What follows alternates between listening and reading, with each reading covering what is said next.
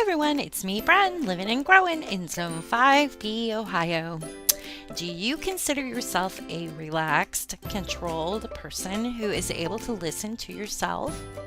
I thought I was, being surrounded by all the beautiful gardens each day online and in my own home garden filled with all the things I love to grow.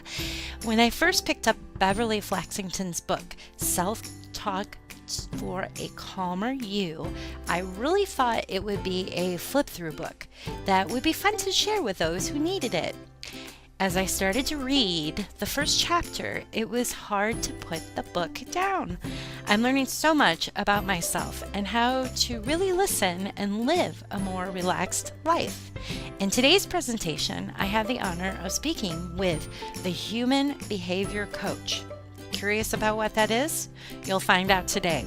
Beverly Flaxington, and she shares some great tips on how to, relax and find inner peace. Thanks for joining me today, Beverly. I'm really excited to be here, Bren. Thank you for having me on. Lots of fun. So, I'm speaking with Beverly Flaxington. Did I say that right? You did. You pronounced it perfectly. I'm like the queen of destroying names, right? Did a beautiful job. So your title is the human behavior coach. Tell me a little bit, what is that? So I feel like my entire life has really been devoted to trying to help people understand, different steps they can take, different ways they can think about things, different way to approach things. And so over time, I've developed all of these different processes and approaches, and people will always come to me and say, well, what you do is you help me to learn to use my own behavior differently, or you help me with things that are really about me. And so I coined the term the human behavior coach. I searched and found that it was not owned by anyone. So I ended up, it's a registered trademark now, but it basically is understanding enough about how people tick in order to be able to give them steps they can take to change their behavior if that's what they choose to do. Sure. That's pretty cool. So what do you enjoy most about helping others? What I really enjoy is where someone will just seem to be so stuck. Maybe they've tried a bunch of different things. Maybe they are just in a funk, or they just can't see clearly to what they want to get to. And then we give them some tools, and it's different things for different people. So I like to have a lot of different, kind of tools in the toolkit, but then seeing somebody take the steps that they need to take and actually having a different experience. Mm-hmm. And they're just, they're so grateful to me, but I'm saying, but it's you, you're the one that did it. And I just get so excited at seeing how enthusiastic and happy somebody can feel when they're able to make a change happen for themselves. I love that. I can kind of relate because I kind of go through that myself with more so with my website and, just trying to figure out. I'm so active on social media, and then it gets, it just keeps changing, right?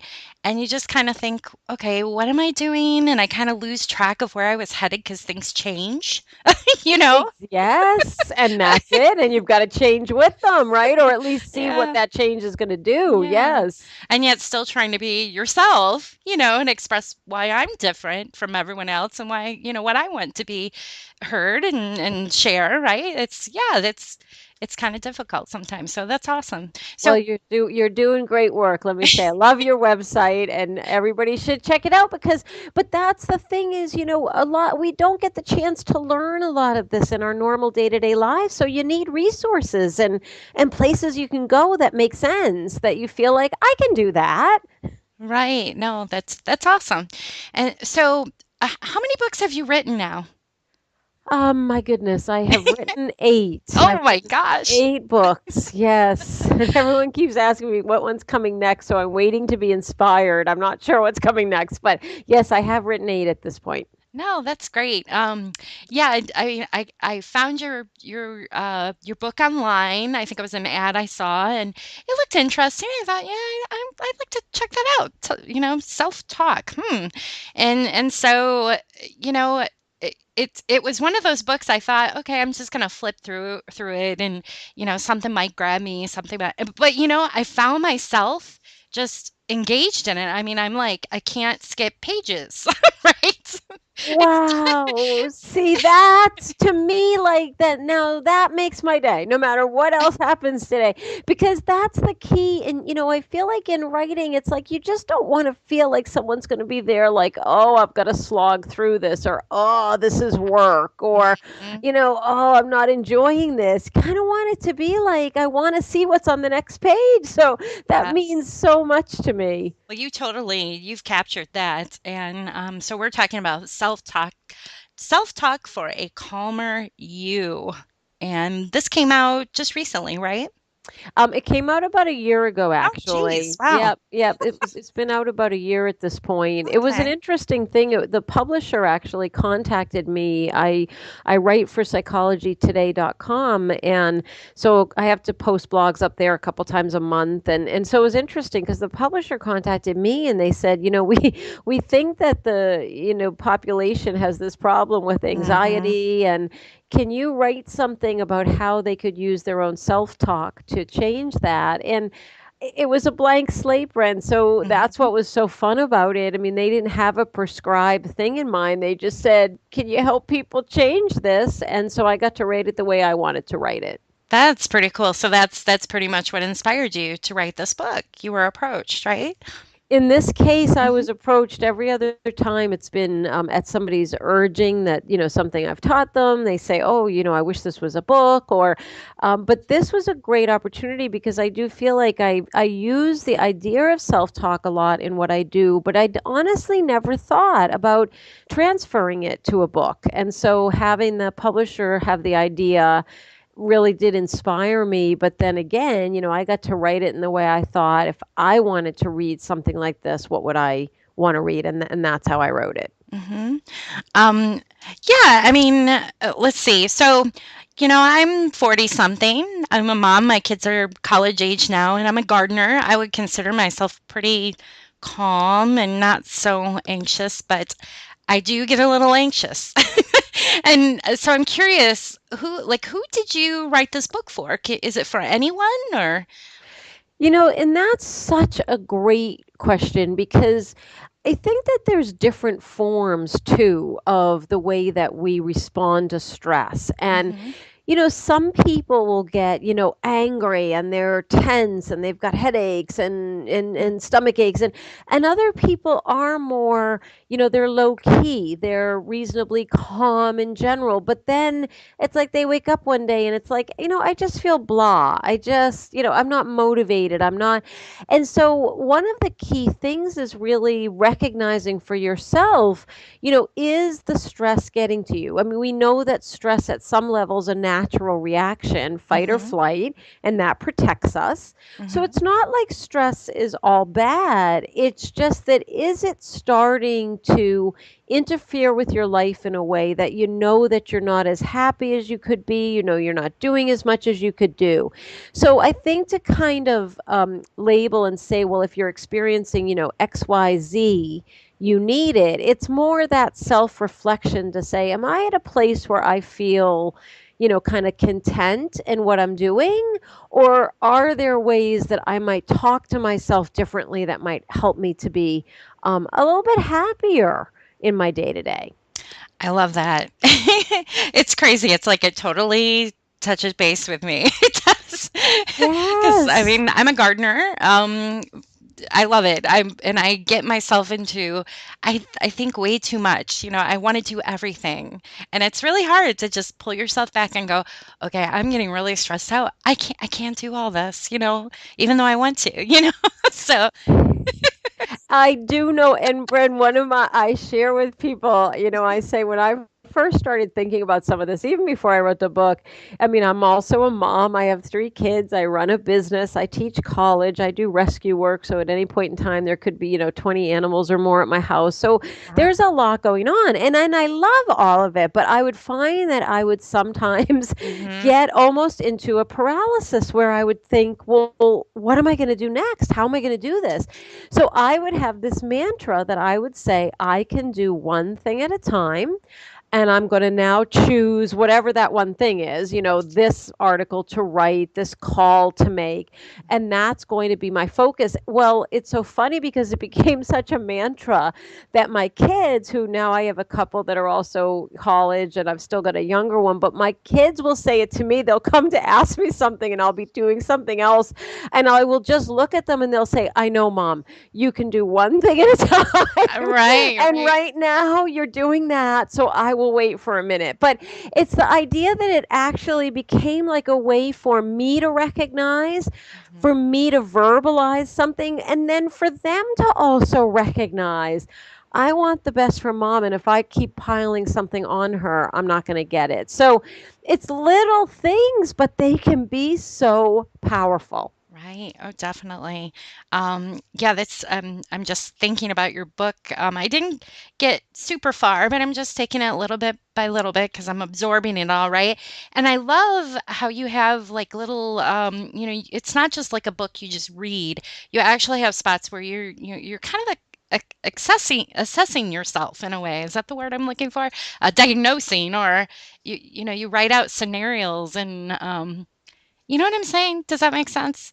It does. And I'm a big proponent. So, I mean, the world beats up on us enough that I don't Mhm. think that we want to be kind of beating up on ourselves. Oh, I should be better at this. Oh, I shouldn't have this much anxiety. At the same time, if we don't recognize for ourselves what is it that triggers us, how does it affect us, what are the kinds of things that we do say to ourselves, we won't be able then to take those steps to do something differently. So, sometimes maybe an assessment, diagnose, self reflection, but not to take it to the point where now I see all these things I'm doing wrong, but to be able to say, this is information that I need, because then that's going to help me with my plan and what steps I need to take next.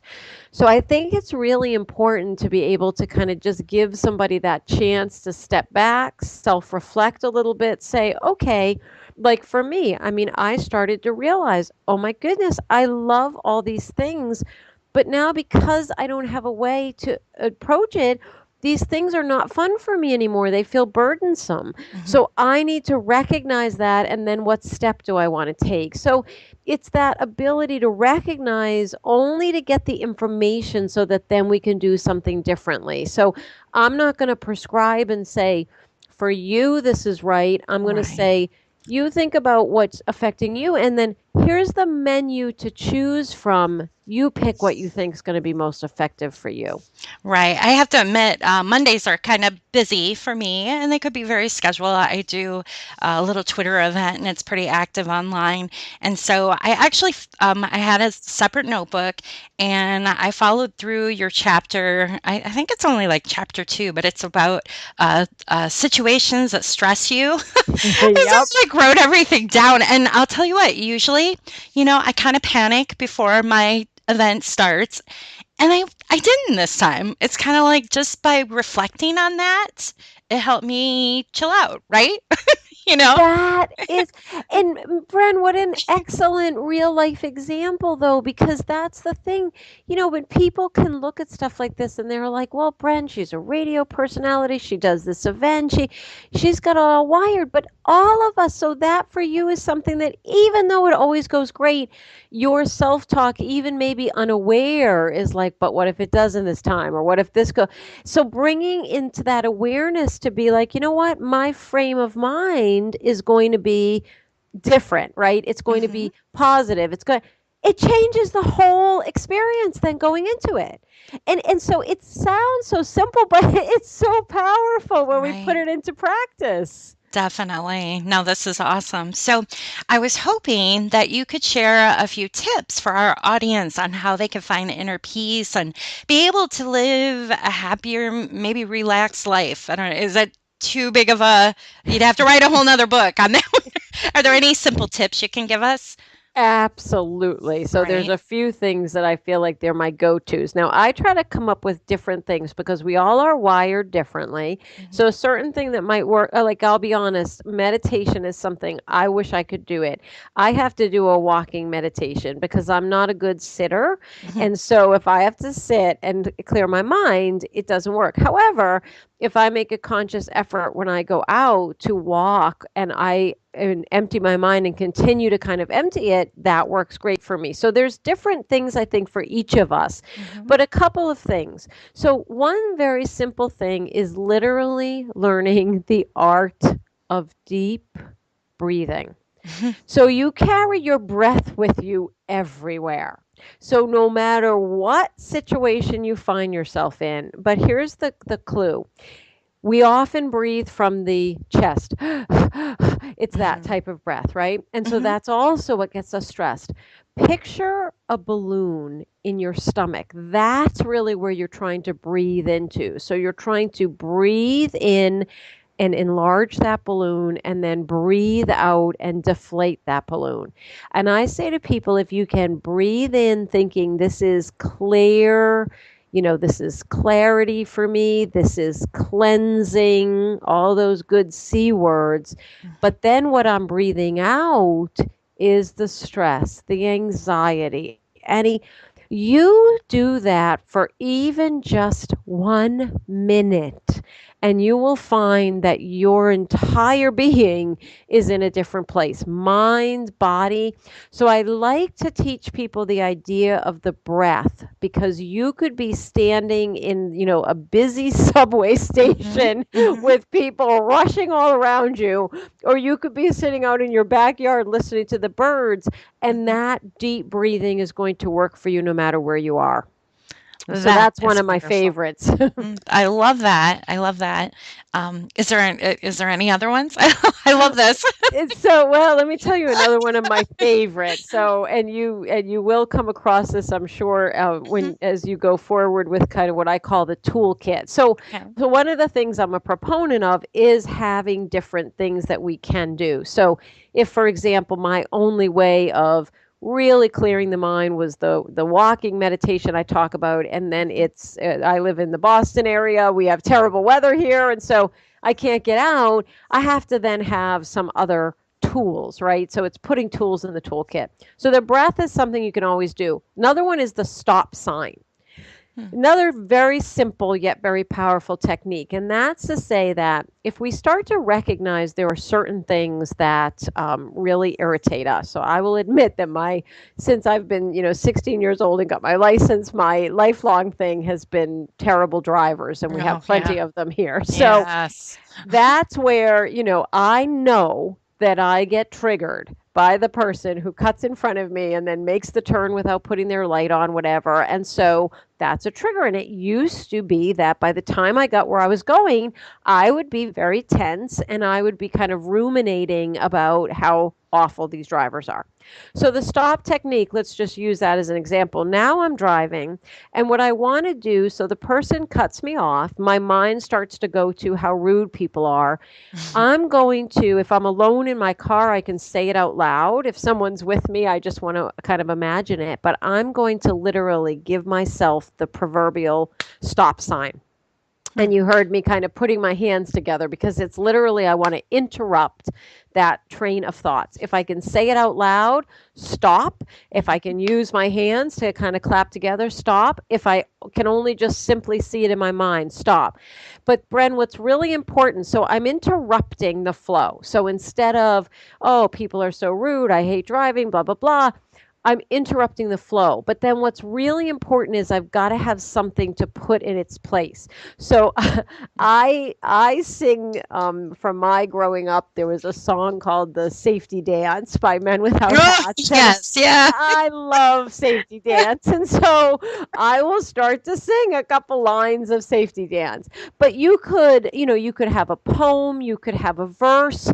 If you're not my example was driving. I tell people, maybe on your phone it's a picture of a child or a pet or a place you like to go. Mhm. What you're trying to do is you're trying to interrupt the mind from getting on that train to nowhere where I'm talking to myself about how awful things are.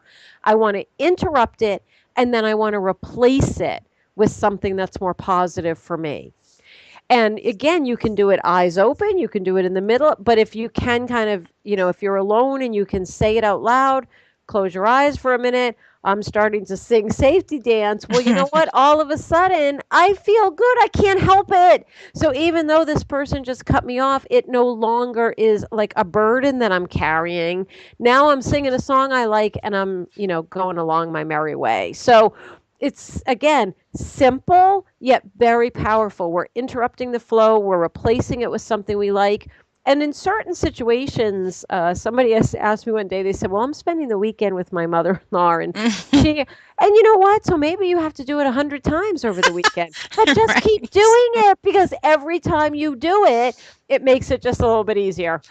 Oh my word, I love this. I love it. And it's crazy because I'm a gardener. I'm surrounded by beautiful green most of the time, even when I'm working in other locations, other gardens. And this book has been useful to me, and I would think I'm on a scale of being, needing to calm down and find myself, you really wouldn't need that. But your book, it's awesome. And I hope to encourage people to get out and check this out. It's Self-Talk for a Calmer You. Help us out here, Beverly. Where can people find out more about you and your book?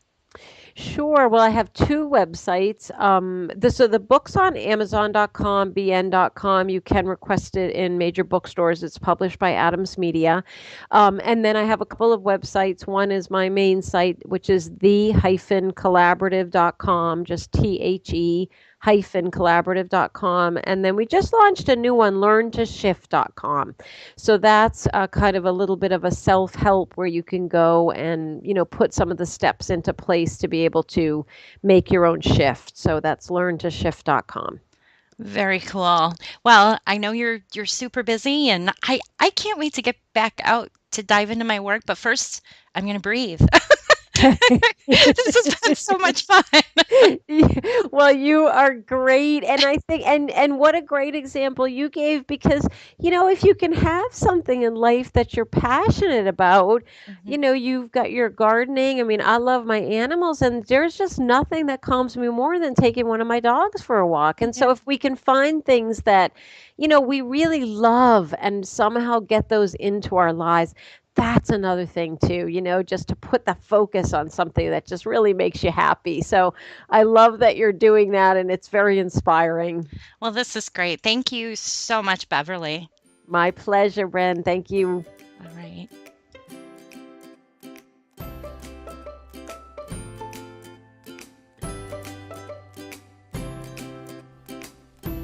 Thank you, everyone, for listening in, and I hope you will check out Self Talk for a Calmer You. I'll share the links to the author's websites and more about this publication on my site at brenhaas.com. That's HAAS.com. Okay, I can't wait to sign off here so I can get out and go breathe. And I hope you will too, preferably out in a garden. Thanks for connecting, everyone.